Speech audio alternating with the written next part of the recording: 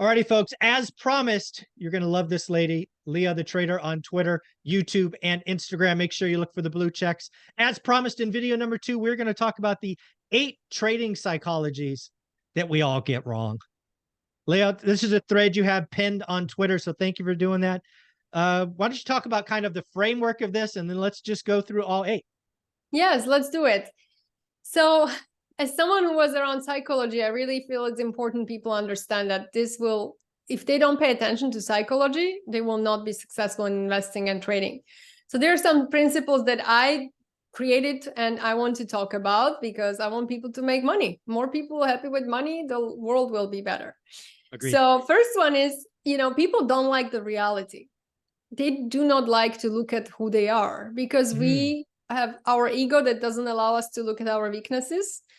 We always want to win. Not many people actually can accept that they failed, and accepting your weaknesses and actually analyzing your weaknesses is hard for many people, and it's scary. It requires some deep work, but if you really don't sit down with yourself and look at your trades and understand why you suck, you will not succeed. So it's very important, really. Sit down, look why you took this trade, and write down your emotions. What was leading you to click the button?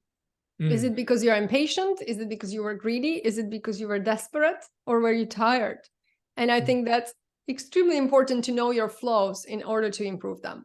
So just be real with yourself. I love this one because I do a lot of real estate investing, right? That's what I do. And I've been, over the last couple of years, it's been tough, right? Hot buyer's market, bidding wars, now prices high, rates high, all of this stuff. So I think there's 2 things that happen kind of real estate in this area. One, you just admit defeat without even trying. Like, I can't do it. Yeah. No, you can't. There's 4 million, 5 million people that do it freaking every year. What are you talking about? You can't do it. You got to do the work. It's hard. It takes longer than before, but it's certainly possible. So many people give up without even trying. And then the second one is some people in my world, they have money and it's like burning a hole in their pocket. They're like, Michael, I've been looking for 7 days. I've been looking for 30 days. I've been looking for 50 days and I can't find anything. I'm going to buy something just so I learn. Are you kidding me? Why are we really? We're going to buy something to lose money? I mean, I get it. It's wild to think about. It's fascinating you're in this industry because I'm just looking to buy a place for my parents who want to move to Miami and retire. And it's been such an ordeal here. Oh my gosh. But I'm not giving up. Keep going. Yeah. Oh, just something about Florida, South Beach, Miami. I expect there to be some deals kind of in the winter, right? When it all cools down. But just keep doing the work. You know, cools down literally. It needs to cool down. Literally. Yeah. All right. What do you got for number 2? Number 2, limit how much you are willing to lose. Oh, it's funny sentence because I'm willing to lose nothing. You need to lose money in the trading. If you expect you will never lose, then you don't trade because it's impossible. It's irrational. But just like people buy stocks with thinking about how much they are going to make, but they never think how much they can lose. And then they are completely paralyzed and shocked how much they can actually lose. So I always say, you know what, set a number that is comfortable for you and your portfolio. I wouldn't risk more than 1 to 2% on a trade. People confuse this. They think 1 to 2% just to put this money into the trade. No, you can put $100,000 into trade and only risk 1,000, right? If you have $100,000 portfolio, you don't want to risk more than 2,000 on one trade, because if you do lose 2,000 on each trade, you can only take 50 trades and you're done with your money. So that's what I say. Like losing $50 or $100 for some is okay. Losing 2,000 is a disaster. And remember, if you lose 2,000, you're going to have to work so much harder to make this money back. So yeah, just set the realistic number and use it as your stop loss. Use this price to count how many shares you buy. And you know the problem. I was going to say that's the beauty of trading, right? Because you can put on that stop loss. Once you get into a real estate transaction, you can't. Not as easy, right? You have selling costs, you have this, you have emotion. But stocks, learn the psychology, understand stops. That is a big disaster of mine when I took $7,000, made it into 200, and then lost 160.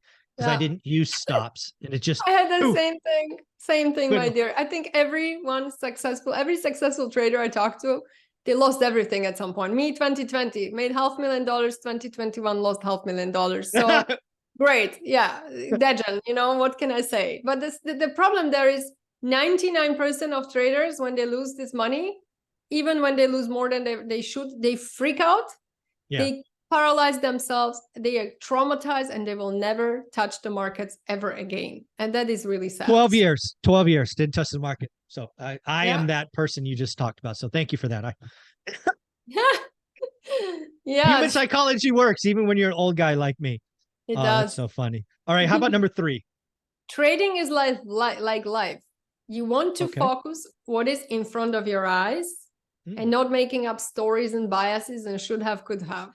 And this is super important, because when I see people trading or investing, they oftentimes are making decisions based on what they think is going to happen because of their bias and what they believe in, but not what they see in front of their eyes. And the same is in life. We are making these stories in our head instead of facts. Look at the data, look at the chart, look at the price action, and trade it, Nice. And I think it could be so simple, and people just cannot focus on the present because they're so biased. I actually have a question on that one, because obviously you're in social media, you have a lot of influence, but you also see others. I don't know how to say this other than to say it. Doom sells. A lot of people are just doomers, and they just doom to doom. And that attracts a lot of natural biases. And I don't think a lot of people recognize that the algorithms, like we always blame the algorithm. How, like, do you focus on cutting out doomers from your life and blocking them if they happen to get into your feed? Because I don't think that's helpful if you're trying to stay present, to have these outside forces that are not there to help you. They're just, there to spew doom. There are so many people on Twitter and Instagram, mainly Twitter, they're just focusing on negatives and freaking out people because it makes them money and gives them more following. Yep.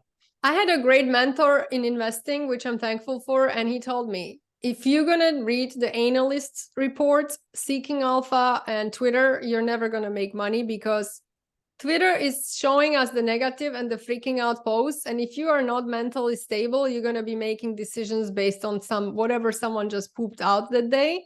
Yeah. And it's not good. So for people, they get affected easily. I would even suggest to not follow these people and just focus. Right. The market is designed to go up. Yeah. Exactly. Unless we have a nuclear war and the whole entire world is down, the US stock market goes up 75% of time. So at some point it will go up. And if you have money, you want to invest every month, just do it and don't listen to anyone. Do your own due diligence. Don't buy just stocks because someone posts it. That's the perfect way to lose money. And I can guarantee you one thing. If this person posts it and you lose money, they will not pay you back. No, exactly. They're not going to pay you back. Exactly. Yeah, and that's a big thing about real estate. There's been this people that I now call the crash bros, who frankly are renters in their, they rent from their mom's basement, or they're failed mortgage brokers.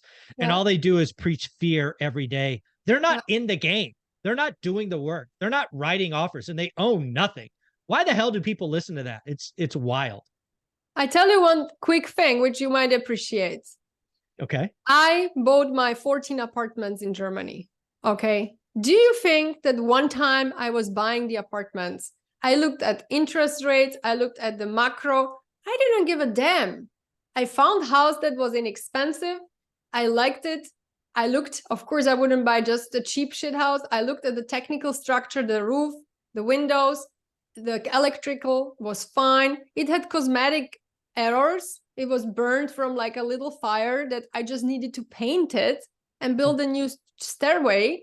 And that was it. A cheap renovation, but I wouldn't care about interest rates. Yeah. Because I put my numbers on the paper. I said, okay, if I have this house, I'm going to be making this money and it's going to give me passive income and I will be, that was my decision points. Like, I don't care. And people are focusing too much on this and hoping, oh, it's going to go down. Yeah. But when interest rates go down, you know what's going to happen with the prices?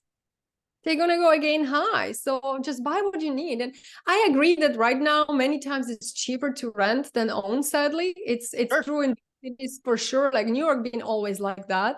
Miami is also like that. And that's why you need to do more work. You really need to venture out to neighborhoods that are not as gentrified, and you want to venture out and maybe again buy distressed real estate and do some work. Nothing is easy. I might have to do it for my parents, because otherwise I will be paying double the money than renting them a place. But I want them to have their own place, Good for you. I love that. Well, let's go to number 4. What is number 4? Number 4, 1 second, I've opened it since my brain is not at 100% always. Put your ego aside. Yes, thank you. Put your ego aside. Exactly. You know, a lot of people have very strong ego and the market will humble them. So in market, you know, you will be wrong maybe 50% of time. You need to get used to losing and being wrong. And just being humble about it and moving on fast and say, you know, I was wrong, that's it. It's the best way. When I started trading and I was going to lose on a trade, I literally was crying. I was so absolutely uncomfortable with that.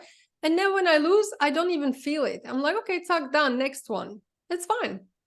I have the stop loss. I get stopped out because I always lose 1 risk unit on a trade and I will make 2 free on a winning trade. So it's fine, you know, as long as you're making money. Yeah, and you have to get used to this. I love the idea of swing trading, the way you've put it together, because in theory, you can be wrong 50% of the time and still make money, right? Yes. The stop loss protects the low end, and the winners, you let them run, that more than makes up for the losers. Yeah. And that's the point of trading. If people don't get this, if they don't have stop losses, if you lose 2 free hours on a trade, you will have to make 2 free trades or 2 free hour trade just to make the money back, just to break even. If you lose 50% of your money, you have to make 100% to have the money back. People don't get this. And that's really hard path back. So yeah, put your ego aside, have the stop loss. Don't care if you get stopped out. Next one. Next one. Next up. I like it. What do you got for number 5? It's like dating in New York City. Next, you're out. Speed dating. Out. Next one. Trade in a balanced mental state. Why balance? Because neither too happy, neither too sad is good.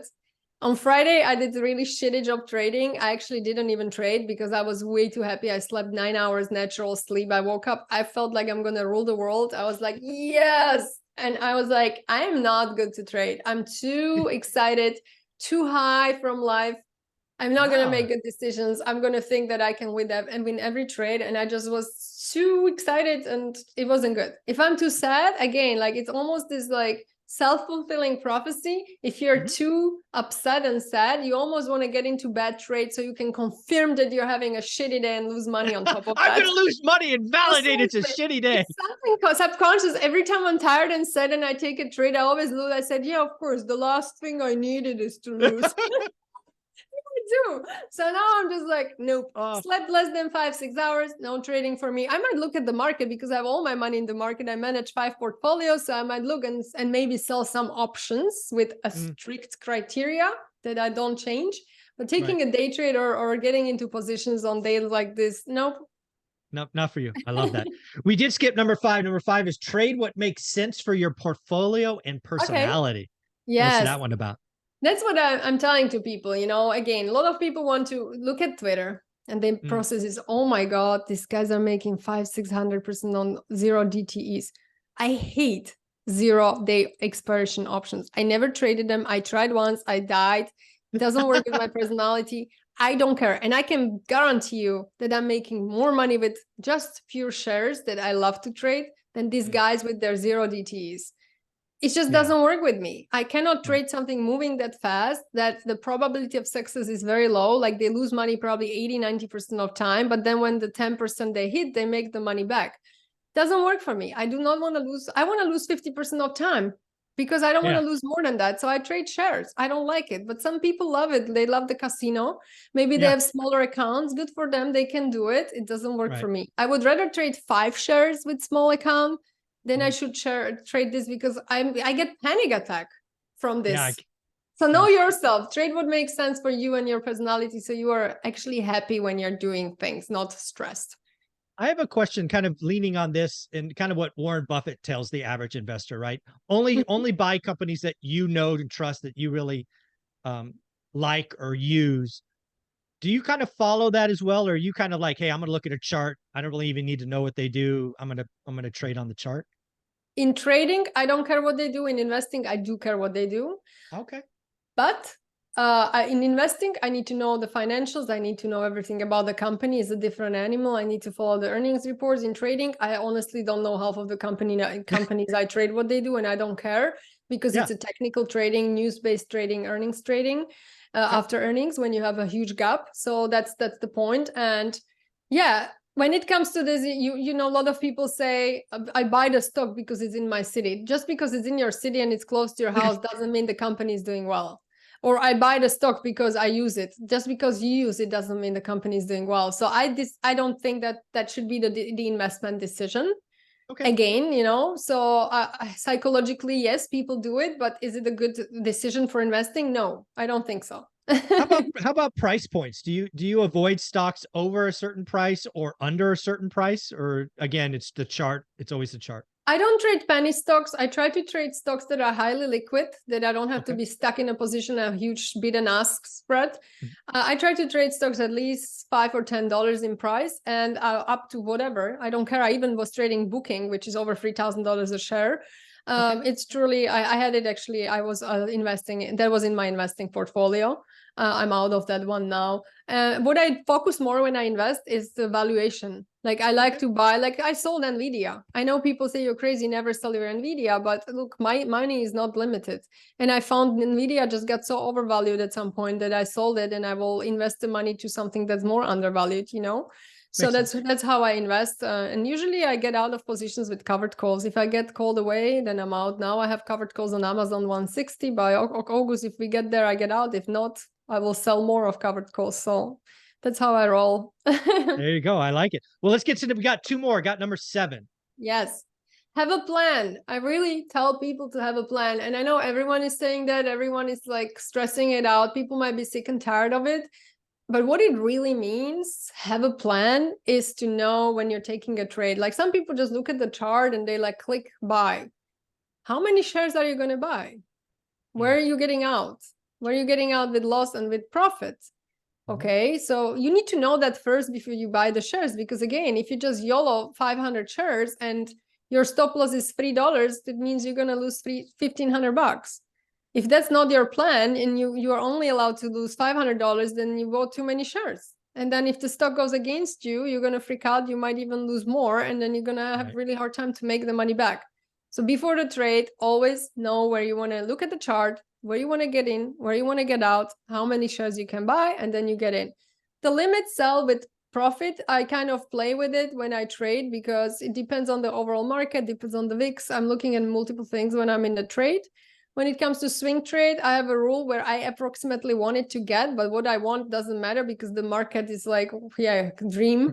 Dream go. That's all you got. I will mess up your plan. But when I'm up 4, 5, 6% in 2 days or 7%, that a lot of the swing trades I take are actually up 7, 8% in a day or 2 days. You know, they're moving fast because I love to really focus on breakouts. I get out. I'm just like, come on. Some people don't make 8% in a year. I'm up 8% on this investment in a matter of 2-3 days. I'm out. Maybe I leave like 20% of the shares just for a rally. Nice. I like it. Yeah. I think having a plan is even important in real estate. A lot of people, especially the last couple of years, got excited about the buy, but didn't realize it's the exit, right? Is it a flip? Is it a wholesale? Are you buy and hold? Is it a BRRRR where you're going to flip the financing? Airbnb. There's a lot of people that overpaid for Airbnb. Now it's going against them. You know, you got to have a plan. You know, in real estate, multiple exits is always better than one. So you know what's amazing with this, what you're saying is like a lot of people turn their day trades into investments, which is exactly. I lost. So the same thing is with real estate. A lot of people buy a house for Airbnb and then they end up living there because they can't rent it. You don't buy real estates where you want to live the same way as you buy the ones that you want to rent. Like it's completely different. Like where I live right now, I'm super happy. My place went up 100% in 2 years. Would I rent it? Would I have a hard time because it's my home.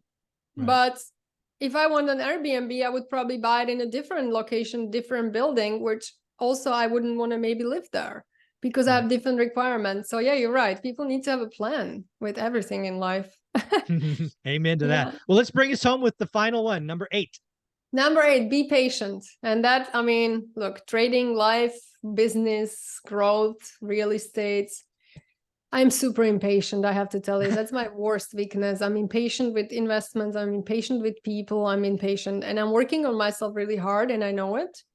And I think that when it comes to trading, if you don't see a setup in the morning you want to trade because there is none, wait. Sometimes the market changes. It's from choppy to trending and 11 a.m. Maybe there's a beautiful reversal. Just sit still and be patient. And the same with investments. Investor that is impatient will be a horrible investor because we need time for investments. Yeah. So I'm curious about one thing going on. Obviously, Jerome Powell in the Fed, they've been raising rates 525 basis points. Yeah. There's talk about a raise in September, you know, all of these things going forward. Do you take the time, like when Jerome Powell speaks, do you actually watch the press conference or you just like read the summary later? I'm in pain. I want to die or have a drink, but I listen to him because he's just such a mumble jumble. And all the time he tells us the same thing. And it's Yeah. just really boring. He's like, he can win the contest of most boring speaker in the world. But I do listen to it. But look, I feel like in the last 2 years, every single time he didn't tell us anything new. Like we expected this, we knew this is going to happen. People didn't act on it too much. You know, a lot of people are surprised. September is historically horrible month and I'm ready for it. I've been trading for 4 years and every single year, September, end of August, the market just tanks 5 or 10%. Look at the charts and it usually tanks again in early October. And then from then it recovers and it rallies. Its Santa rally pretty much starts in October, I think, you know, and it goes. And there are a lot of companies that are historically, I mean, look, it's not set in the stone, but these things work at some point, you know. So I would not be surprised if we have a dip in September again. Maybe it starts a little bit earlier, but I'm ready. Always have some cash on the side. If you're a trader or investor, you always want to have some cash. And now we are thankful because we are getting 4.55% on our cash. So yeah, why not? It's easier to wait, right? You're like, great, I'm making no money problem. waiting. Exactly. So yeah, so I think I watch it definitely.